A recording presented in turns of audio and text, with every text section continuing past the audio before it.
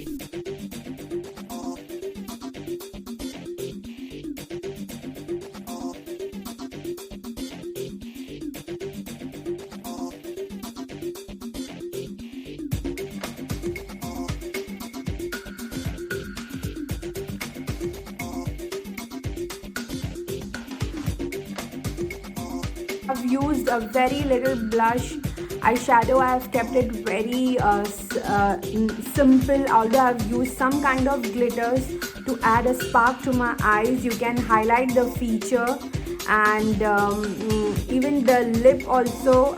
It's like, you know, it's my kind of makeup which I love to do it, and each of you has a very different concept of giving a look.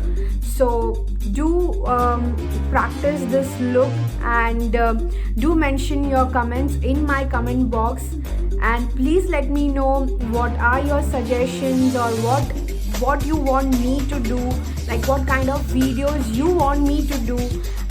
Please do mention in my comment box, and please don't forget to subscribe to my channel, and also do hit the bell icon. Stay tuned for more updates. Thank you.